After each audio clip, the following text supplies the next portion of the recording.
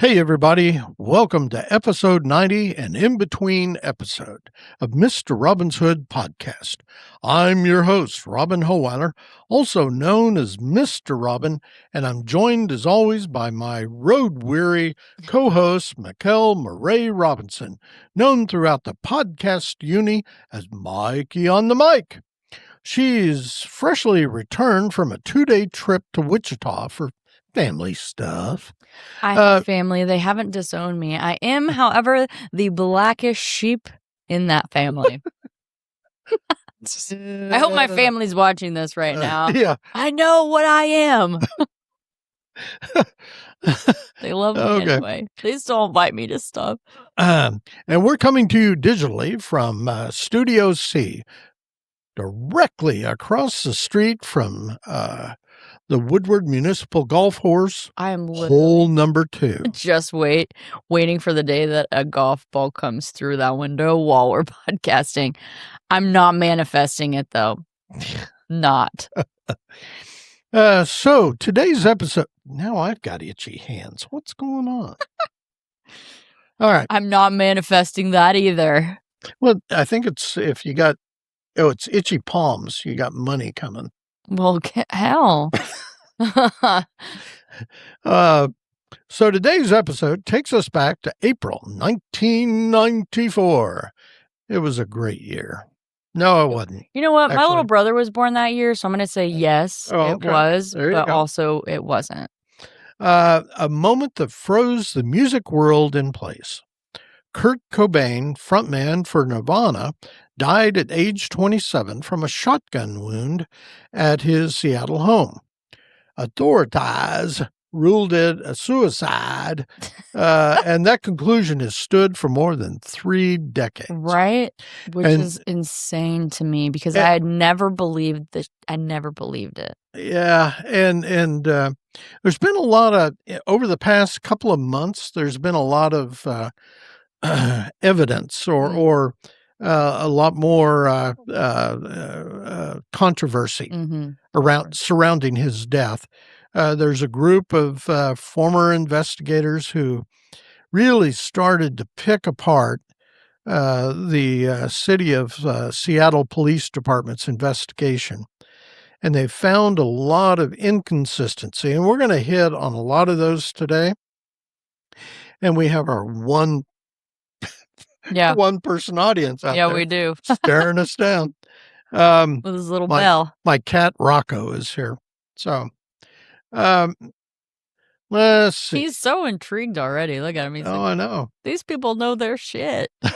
Look at him. So, but these, what we're going to lay out here came from a couple of different articles that were published in the... Don't you do that. Rocco, no. No chewing on? No. Hold on, I got to handle this. I've got enough camera problems, as you can tell.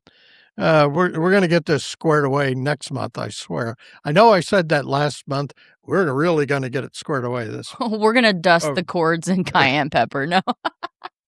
I have 4 cats. I know how this goes. Anyway.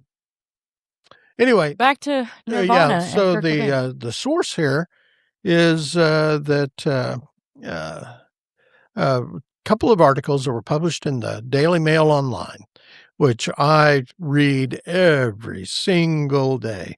I love that website. And, sometimes it's can be kind of sensational. But when you do a weird podcast, that helps. It does help. Daily Mail has been a source for our shenanigans for years now. Yeah. Quite literally, we can say that now. Yeah. I will say that I wanted to point out too before we get going too far is if you've never heard of the 27 Club, Kurt Cobain is part of that. The 27 Club was a group of artists, musicians that died at the age 27. Also in that is Jimi Hendrix, Amy Winehouse, Kurt Cobain, Oh, Janis Joplin. I think. Janis Joplin. Yeah. There's another There one. was another one. Damn, hold on. Let me go to the Google. To the Google. To the Google. Oh, wow. I don't even know where the Google is on here. Ah! Hold on.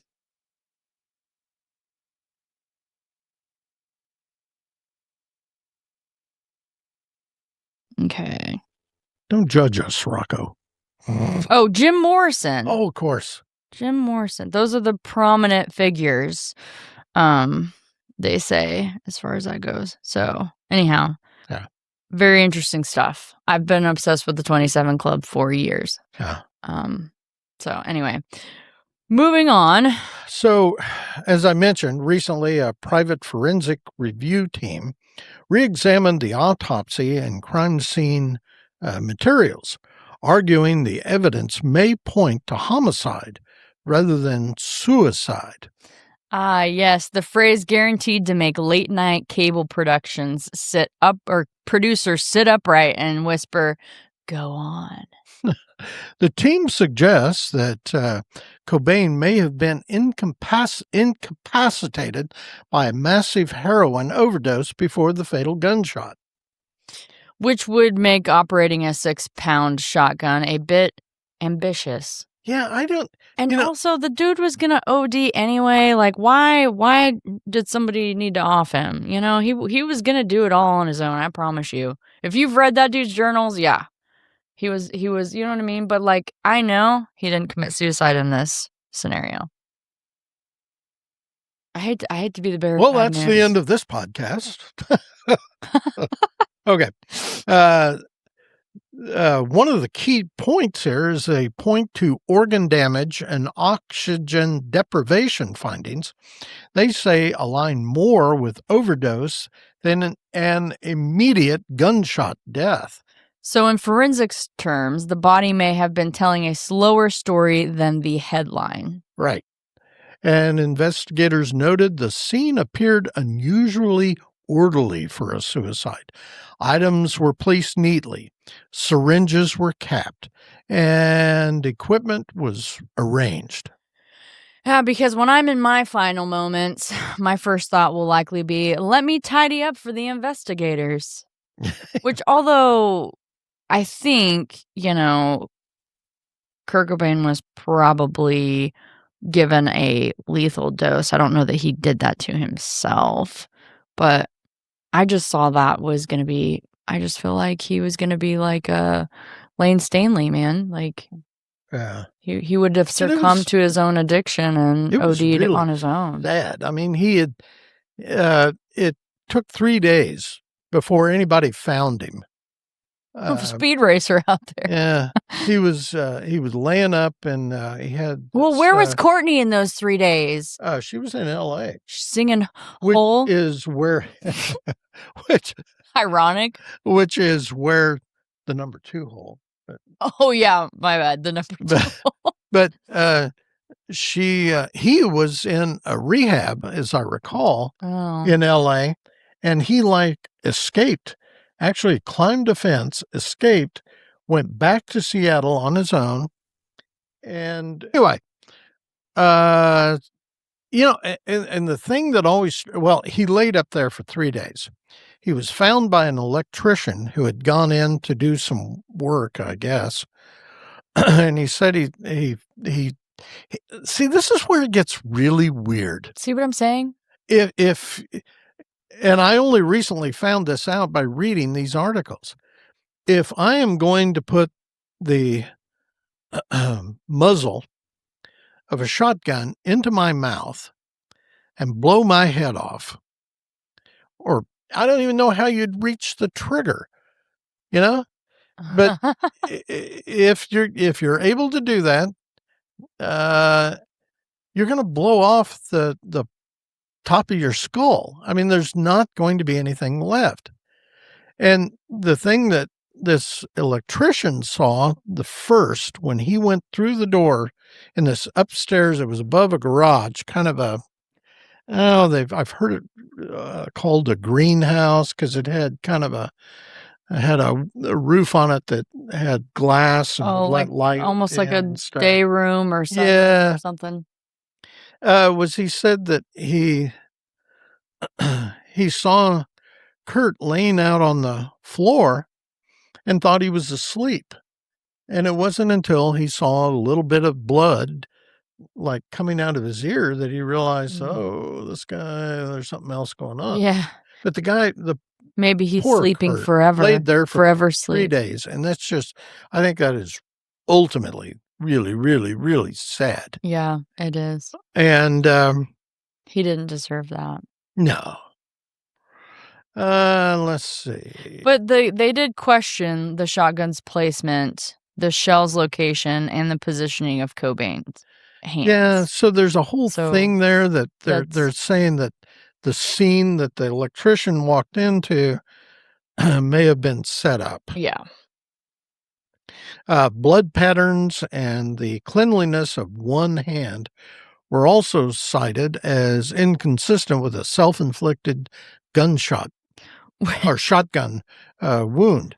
Which is not something you expect to hear in the phrase shotgun wound. Yeah, because there should be blood spatter on that hand. Oh my God, there would be blood everywhere, and the top part of his skull laying behind him.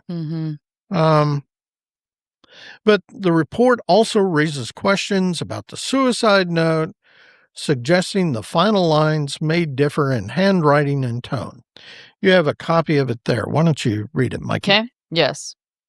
Gladly. To Boda. Boda. Boda, by the way, was his childhood imaginary friend. Oh, to Boda. Okay. So basically, he took the U out and put an O? Yeah. To make it his own? Okay. Speaking from the tongue of an experienced simpleton who obviously would rather be an emasculated and infantile complainee, this note should be pretty easy to understand. All the warnings from the Punk Rock 101 courses over the years since my first introduction to the, shall we say, ethics involved with independence and the embracement of your community has proven to be very true. I haven't felt the excitement of listening to as well as creating music along with reading and writing for too many years now. I feel guilty beyond words about these things. For example, when we're backstage and the lights go out and the manic roar of the crowd begins, it doesn't affect me the way in which it did for Freddie Mercury, or seem to relish in the love and adoration from the crowd, which is something I totally admire and envy. The fact is, I can't feel you, any one of you. It simply isn't fair to you or me. The worst crime I can think of would be to rip people off by faking it and pretending as if I'm having 100% fun. Sometimes I feel as if I should have a punch-in time clock before I walk out on stage. I've tried everything within my power to appreciate it, and I do, God believe me, I do, but it's not enough. I appreciate the fact that we have affected and entertained a lot of people. It must be one of those narcissists who only appreciate things when they're gone. I'm too sensitive. I need to be slightly numb in order to regain the enthusiasm I once had as a child. On our last 3 tours, I've had a much better appreciation for all the people I've known personally and as fans of our music, but I still can't get over the frustration, the guilt, and empathy I have for everyone. There's good in all of us, and I think I simply love people too much. So much that it makes me feel too fucking sad. The sad little sensitive, unappreciative Pisces, Jesus, man. Why don't you just enjoy it? I don't know. I have a goddess of a wife who sweats ambition and empathy, and a daughter who reminds me too much of what I used to be. Full of love and joy, kissing every person she meets because everyone is good and will do her no harm. And that terrifies me to the point to where I can barely function. I can't stand the thought of Francis becoming the miserable, self-destructive death rocker that I've become. I have a good, very good, and I'm grateful, but since the age of 7, I've become hateful towards all humans in general, only because it seems so easy for people to get along that have empathy, only because I love and feel sorry for the people too much, I guess. Thank you from the pit of my burning, nauseous stomach for your letters and concerns during the past years. I'm too much of erratic, moody baby. I love that. Erratic, moody baby. I think I've been that time or two. I don't have the passion anymore, and so remember, it's better to burn out than to fade away. A line from a Neil Young song. Yeah. Peace, love, empathy, Kurt Cobain. Frances and Courtney, I'll be at your altar. Please keep going, Courtney, for Frances, for her life, which will be so much happier without me. I love you. I love you. In all caps, that. And there it is. Yeah, and if you look at the last couple lines, that's what they're saying, that it looks completely different, and that's, I'm not so sure. You know, honestly, I believe he did write this. I couldn't find my book, and I'm blaming my husband for hiding it from me because he does that. Damn it, Brett. But I had bought Kurt Cobain's journals, and I read them, and as somebody who can kind of relate with Kurt, I mean, I've written a lot of poems about, dying and suicide and things like that, and, yet I'm still here walking around. I really don't have any notion to actually do that. But sometimes writing it out, so there, you could pull up poems and be like, this poem is a suicide note, But at the same point, whether he wrote this in just that low feeling, with the intention of suicide, I don't think he actually was suicidal. Personally, you know what I mean? Well, and there was a lot of stuff in one of those articles where they talked about there was a lot of blood down the front of his T-shirt, like he had been lifted up and moved. There's a whole lot of and how in the world do you put a shotgun in your mouth and pull that trigger? That's the one thing I can't get over. But well, thanks for reading that. Oh, absolutely. I thought it was and that was the first time I'd ever actually seen that note. And it was in that Daily Mail article. But nonetheless, despite, this investigative teams, and I'm sure they're not done. Oh, yeah. That's going to go on for a little while, and we may have to do a follow-up at some point, because authorities, meaning, the Seattle PD, are maintaining the original ruling. Officials say no new evidence has actually been presented that warrants reopening the case, which translates into, yeah, we hear you, but we're not doing that. And I think Cobain's death continues to resonate culturally, not just because of his music, but because of the unresolved questions, because those unresolved questions have a way of lingering in the public's imagination. Well, and I feel like there is a whole conspiracy around his death anyway, and there has been since his death in April of '94. I feel like, Nirvana's music was very moving for a lot of people, kind of the beginning of grunge, that era, and it's living on today. I mean, I see kids that are like 15 wearing Nirvana shirts. I'm like, do you even know what that means? Yeah. And some of them actually do. I mean, they're finding his and resonating with his music today. So yeah, and I've always said that grunge and the alternative rock that came out of very late 80s going into the 90s, that was the last great era of rock and roll. I kind of agree with that. It'll probably never ever recover.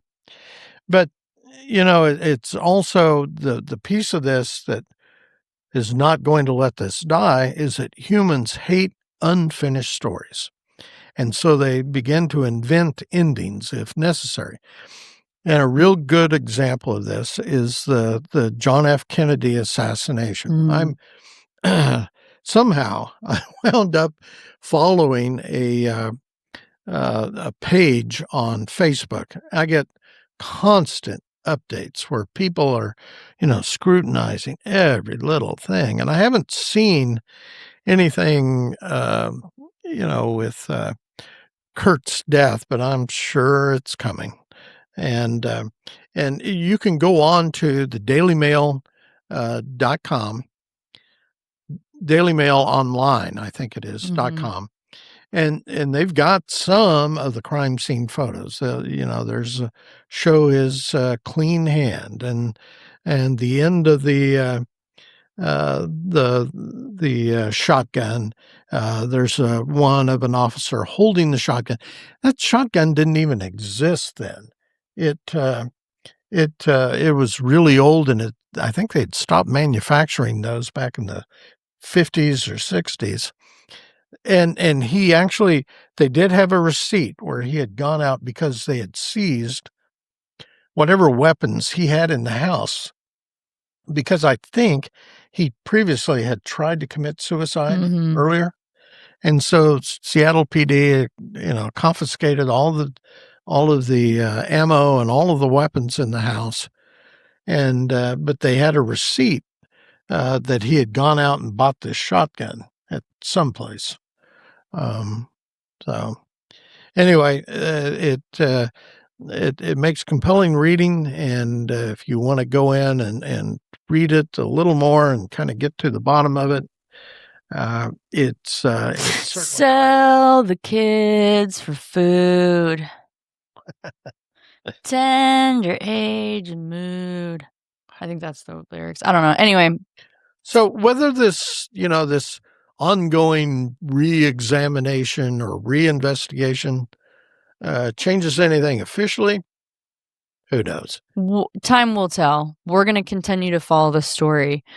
And funny thing, when I was in college, I loved this quote by Kurt Cobain so much that I took green painter's tape and wrote it out on the wall in between. Like, the suite you shared bathrooms, so then like there was like the bathroom or the sinks, and then the toilets and the shower were in, but then you had like 3 rooms, so it was like inside of our little suite. And it was I'm gonna find the picture so we can post it up here, so everybody can see, because it's kind of funny. His quote says, "I'd rather be hated for who I am than loved for who I'm not." And I always love that, because same. Very good. Hey, you got to find that picture. I know where it's at. Post that up here on this. We're going to do it. I know where it's at. Okay. I think. Unless Brett hid it from you. Yes. You know what? No. That... I've hid that from him before he could hide it from me. So, take that. Okay. So we hope you folks conveniently listening at home or in your car enjoyed that. If you have any questions for either Mikey or myself about today's episode or any other darn thing, you can email us at mr.robin@mrrobinshood.com or mikey@mrrobinshood.com. You can also find us on Facebook or at Mr. Robin's Hood Podcast. As always, you can also reach out to Mikey or me via Podophone at 580-827-1111. Boy, I had a burp in the middle there. 580-827-1113. Maybe you just want to get something off your chest, or you're feeling some butt pain because of something we said during a podcast. Give us a call. Unless, of course, you're a conspiracy theorist looking for a debate, in which case you'll want to contact Mikey. I have no interest.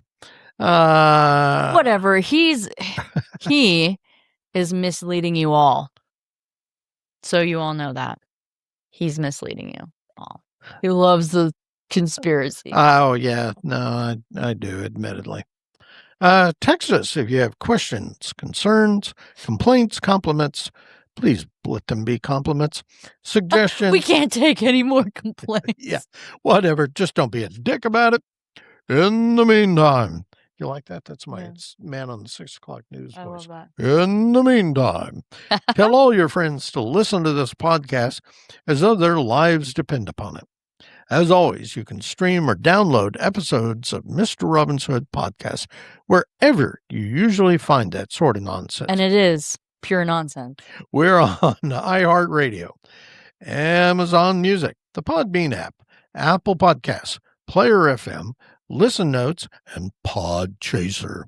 You can also stream them directly from our Podbean website at mrrobinshoodpodcasts.podbean.com. For free. So we'll close now by reminding everyone, as we always do, to stay hungry, stay foolish, and most importantly, stay weird. Bye.